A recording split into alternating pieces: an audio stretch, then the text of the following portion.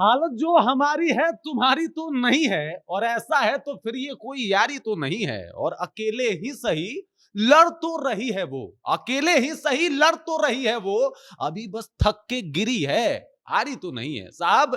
एक तरफ जहां गैस क्राइसिस की वजह से तमाम भारत में जो है वो स्थिति नाजुक है, हालात खराब हैं, तो दूसरी तरफ पटना या फिर पूर्णिया या फिर छपरा जैसे जगहों पे देखने को मिल रहा है कि जो भी बच्चे हैं जो अपने गांव से बाहर निकल के कुछ तैयारी कर रहे हैं, नौकरी के पाने की चाहत में लगातार मेहनत कर रहे हैं, अब उनको भी गांव जाना पड़ रहा है क्योंकि सिलेंडर खाली है। और सिलेंडर खाली है तो साहब कुछ बन नहीं पा रहा, और भूखे पेट पढ़ाई नहीं होती, ये हम सब जानते हैं। लेकिन इस दरमियान एक बार फिर से गरीबों के मसीहा पप्पू यादव उन तमाम बच्चियों का मसीहा बन के उभरे हैं जो बच्चियां वाकई मजबूर थी और इस गैस क्राइसिस की वजह से उनका सारा काम रुका पड़ा था। पूरी कहानी क्या है सब कुछ आपको विस्तार पूर्वक बताएंगे, समझाएंगे, लेकिन उससे पहले मेरा परिचय जान लीजिए। मेरा नाम है रजत और आप जनता जंक्शन देख रहे हैं। ये तस्वीरें अपने आप में बहुत बड़ी बात है। सबसे बड़ी बात यह है कि जब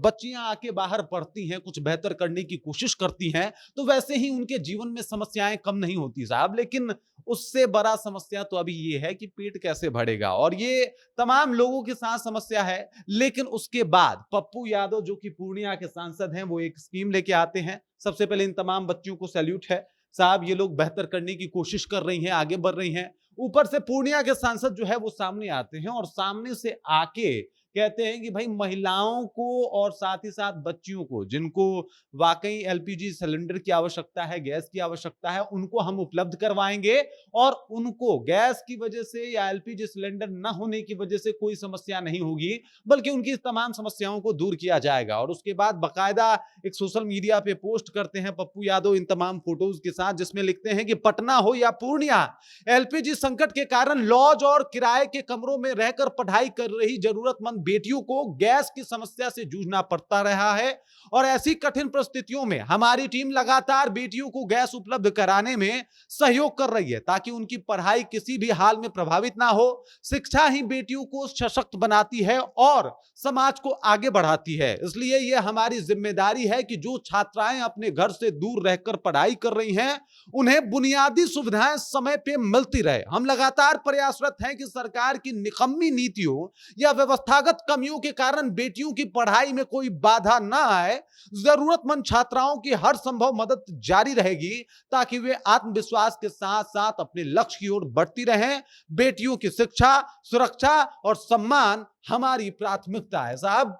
बड़ी बड़ी बातें करना बहुत ज्यादा बड़ी बात नहीं होती है, बल्कि वाकई कुछ बड़ा करके दिखाना ये कामयाबी होती है। एक तरफ जहां पे ये सरकार कहती है कि ये महिलाओं की सरकार है, और उसी सरकार में अगर महिलाएं घर जा रही हैं सिर्फ इस वजह से क्योंकि एलपीजी सिलेंडर उनके यहां नहीं है, और वो आगे की पढ़ाई इसलिए नहीं कर पाएंगी क्योंकि भूखे पेट पढ़ाई नहीं होता, तो किस प्रकार की ये सरकार है और किस तरीके से ये लोग दावा करते हैं कि साहब ये लोग महिलाओं की सरकार को जो है वो सपोर्ट करते हैं। इससे बढ़िया तो पप्पू यादव है ना, एक शख्स जो पूर्णिया का सांसद है, वो शख्स आके पटना की बेटियों को लगातार जो है, पटना की बेटियां क्यों कहें, पूरे बिहार की बेटियां जो पटना में आके पढ़ाई कर रही हैं, वो घर वापस ना चली जाएं, एलपीजी संकट की वजह से उनको ज्यादा समस्या ना हो, इसकी जिम्मेदारी पप्पू यादव देख रहे हैं। ये साधारण घटना नहीं है। पप्पू यादव से अमीर नेता होंगे, पप्पू यादव से पावरफुल नेता होंगे, पप्पू यादव से बेहतरीन नेता होंगे, अपने आप को बताते होंगे, लेकिन पप्पू यादव जैसा नियत कहां से लाओगे?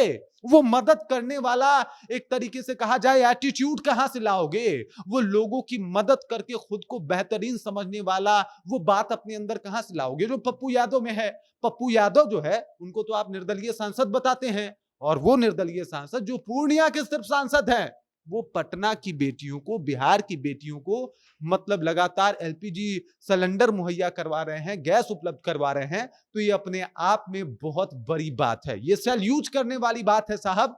ये उन नेता को सैल्यूट करने वाली बात है कि एक तरफ जहां पे सरकार हाथ खड़ी करके बैठी हुई है, वहां पे पप्पू यादव सिलेंडर उठा के घूम रहे हैं और कह रहे हैं कि हम जो है वो एलपीजी सिलेंडर देंगे, आप लोग को टेंशन लेने की जरूरत नहीं है, हम गैस देंगे, आपको टेंशन लेने की जरूरत नहीं है। तो ये काम सिर्फ पप्पू यादव ही कर सकते हैं, और उन्होंने हर दफा ये काम करके दिखाया है कि वो बाकी नेताओं से अलग क्यों है, वो गरीबों के मसीहा क्यों हैं, और आज वो एक बेटियों का एक तरीके से कहा जाए तो संरक्षक कह लीजिए, सपोर्टर कह लीजिए या फिर साथ देने वाला कह लीजिए, वो बन के उभरे हैं, जो वाकई काबिले तारीफ है और उनको सैल्यूट जो है वो करना पड़ेगा, क्योंकि आज के जमाने में बहुत कुछ करके ये बेटियां आगे बढ़ती हैं, आती हैं। पटना तक आने के बाद सिर्फ एलपीजी गैस की वजह से उनका पढ़ाई या फिर उनका करियर बाधित रह जाए, मुझे नहीं लगता कि ये पप्पू यादव के होते हुए संभव है। बाकी इस खबर, इस जानकारी को लेकर आप क्या सोचती हैं? आपके जहन में क्या कुछ चल रहा है?